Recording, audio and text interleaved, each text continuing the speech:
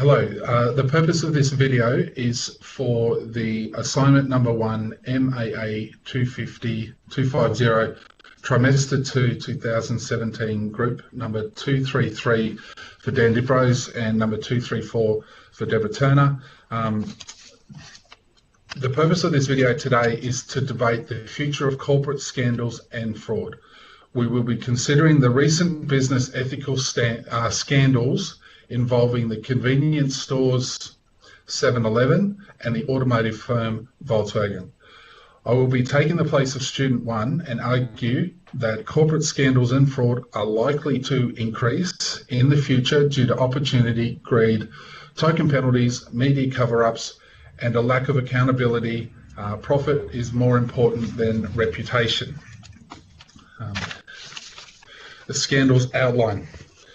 In the case of Volkswagen, it has been shown that Volkswagen deliberately programmed their diesel engine cars to run at low emissions when it sensed that it was being emissions tested. The car would then revert back to its normal operating settings with higher emissions. In the case 7-Eleven, it was exposed that 7-Eleven stores had a culture of franchisees underpaying its employees and store owners bullying employees with threats of deportation as they had leveraged vulnerable employees that had strict visa conditions of work hours. It has been found that 7-Eleven head office was at the very least complicit in allowing this to take place. My first argument. It is my argument that the recent corporate scandals and cases of fraud are likely to continue across the globe.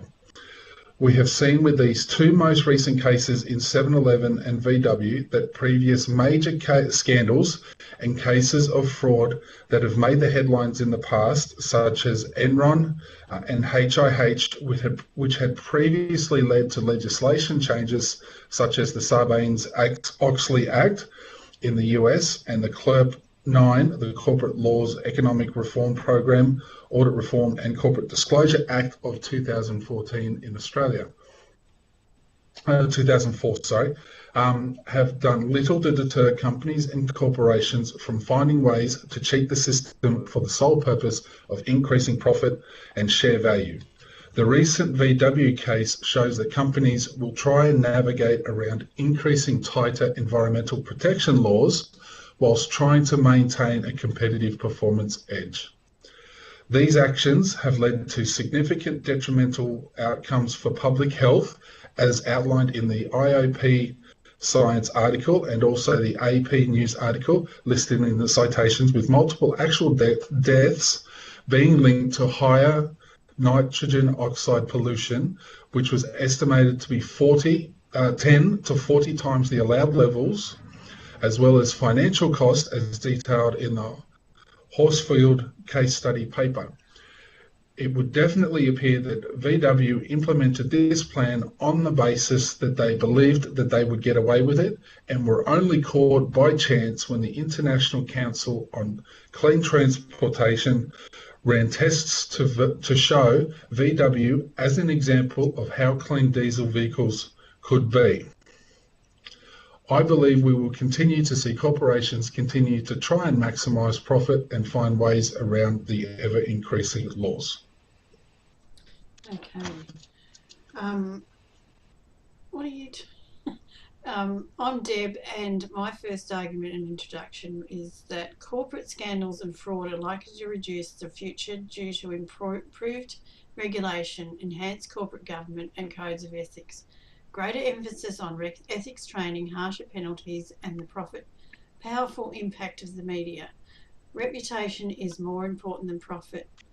The call for greater transparency from consumers and stakeholders across the world has pushed the area of ethics and compliance in the corporate list of priorities in recent years. In addition, the risk and reputation and potential harm that can be done if evidence of unethical practice is discovered have increased since the arrival of social media. We have seen in the VW scandal that the harsher penalties have been introduced. We have and delivered to deter businesses from repeating the unethical breaches that VW has made. Volkswagen will settle its emissions scandal case for US 14.7 billion, which is 20 billion Australian, the largest payout by a car manufacturer to consumers in US history. More than 10 billion US of the settlement will go to fix or buy back 475,000 Volkswagens with 2-litre diesel engines that were programmed to turn off emissions measurement data outside of laboratory settings. Those engines spewed out 40 times the legal limit of harmful nitrogen oxides. VW's American boss Michael Horn admitted we've totally screwed up, and the group's chief executive at the time, Martin Winterkorn, said his company had broken the trust of our customers and the public. Mr. Winterkorn has since resigned as a direct result of the scandal, and was replaced by Matthias Mueller, who said his most urgent task was to win back the trust of the Volkswagen Group. These statements have shown that reputation is more important than profit. Okay. We have seen in the case of 7-Eleven that where there are opportunities to maximise profits, people will take advantage of some of the most vulnerable people. 7-Eleven maintained a process specifically designed to cover up wage fraud and workplace bullying for the sole purpose of maximising the incomes and profitability of both franchisees and franchisor. The business owners sought specifically vulnerable visa holders and set them up to break strict visa conditions, which allowed the business owners to leverage their position to force workers into even worse conditions.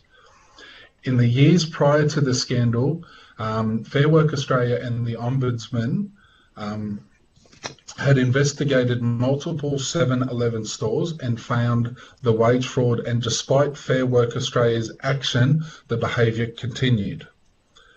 Even when the scandals were made public and dealt with by authorities, 7-Eleven was hit with a record fine of $400,000, which only represents less than 0.5% of their earnings before tax and interest in 2015 of $143 million.